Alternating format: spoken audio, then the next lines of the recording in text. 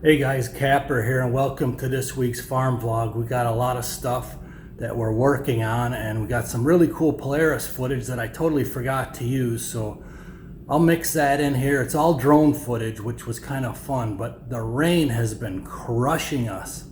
To say that we are itching to get to Kentucky and do some work is an understatement. We were supposed to go this weekend again. I was supposed to go and deliver all the beans that I rounded up. I was going to set up some trail cams. I was going to put some corn in the feeders. Miss Kapper was going to work inside. We didn't even go because it's been pouring all weekend. I also got some fallout footage of the rain lately on our farm. So let's get to it. Thanks for watching. Don't forget, if you like it, hit the like for us and pass the video on by sharing it. Thanks a lot. I was waiting for Mother Nature to help me peel these. These were some cuts from the power company coming through and clearing out those cedars. And I want to use them, but I really didn't want to peel them because they were alive when they were cut. But looks like all this rain, maybe there is something positive out of all of it. Because that is definitely nicer than trying to do it by hand. Getting all full of sap. So thank you, Mother Nature.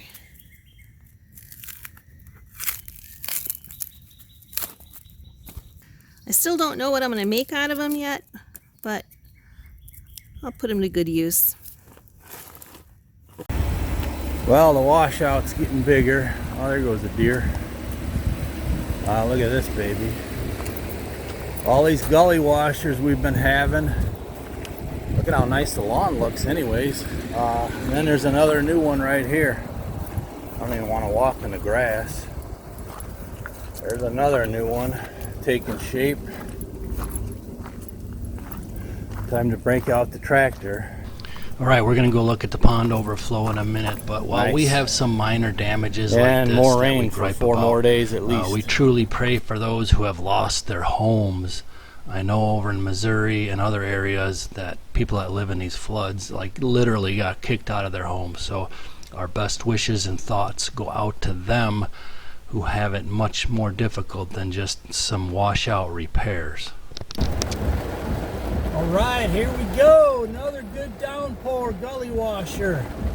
Streets are flooding. I don't know if you could see it or not. That left lane is all underwater. A couple more hours of this. Another big red one on the radar. Boy, our pond, I don't know how long that overflow is going to hold out for too long. It's just been 3 months now overflowing, so sheesh. Hopefully she don't blow out on us. The good news that I've been a little remiss in getting these fields sprayed is that all of this weeds is actually holds the soil in. So I've got soybeans and corn planted in here, and the weeds actually helps reduce the erosion. So let's take a look here. There's the overflow, and that actually serves both ponds. And it's really hard to tell with the grass. There you can see it flowing. At least we got, looks like about 20 more feet before it were to totally destroy it.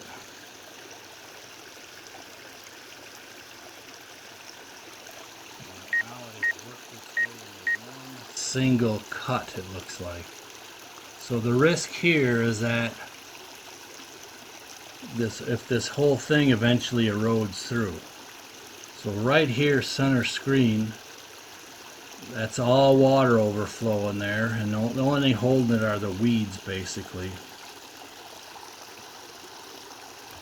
And it's been on my list to repair this, but I haven't. I mean, I have not even bush hogged our property one time. Not once this year, and it's going to be July, and that's because of the rain, the extreme rain. So right here, this is the pond overflow for both ponds.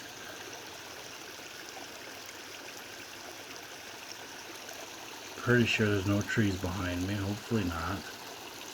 But yeah, I mean, this needs to all be reworked to preserve it. The only good news is that it's at ground level, so it's not like a dam that would break.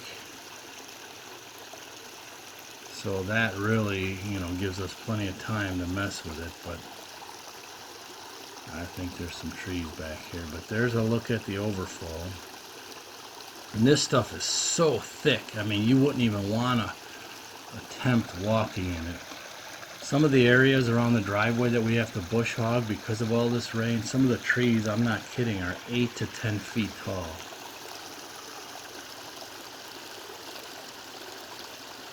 I mean, it's kind of pretty, a nice little overflow creek, but it needs a fix here. It needs probably some fabric down and a whole pile of riprap, you know, 6, 8, 10-inch rock. Either that or I put a pipe in here, but I'm not sure how big of a pipe I would need because right here it's all coming through the erosion cut. Okay, but up here where it's coming across the pond, it's you know, 15 feet wide there. Check out these ditch checks here. I mean, this is all a farm field. They put these ditch checks in to help control the erosion. You know, normally they'd put a pond down at the end. Normally they'd put a pond down at the end to control erosion. But since it's a farm field, you got these ditch checks in, and look at that. I mean, yeah, that probably drowned, you know, an acre. Maybe more. I can't tell how large they are for sure, but all these crops that are in front are just drowned. You can see the standing water in the field. Crazy. Well, since it's too wet to go back to the house in Kentucky to work on, I can't finish staining the front porch. And we're waiting on the inside to get some estimates, so I really don't want to start anything in there. And then either have it destroyed or we change our mind in the middle. So what I am doing though is I'm digging through what's left of my wood pile, which I do need more, Mr. Kapper. Hint, hint. But what I'm going to do is I'm going to make a kitchen table, and I can use some of these boards. They came from Kentucky anyway, from that old farm. So we're bringing them back home. Well, I got all the boards kind of rough cut. I'm not sure now if I'm going to make it a little bit rectangular or square. That's about 4 feet wide right now, and about the shortest one I think is 40.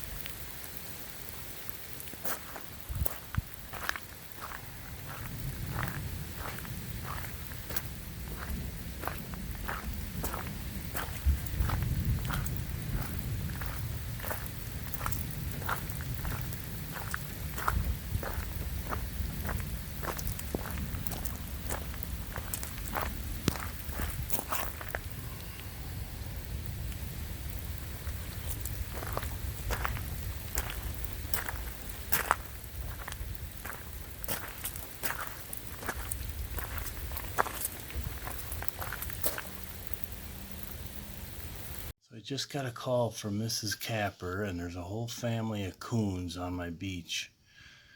But I think they're on to us now. I don't think she's even going to get any film of them. They heard me talking. They heard me talking to her on the phone.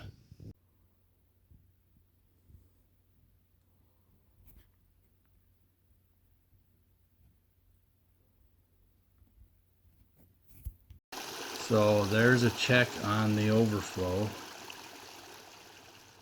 The pond has been running over for 3 months now.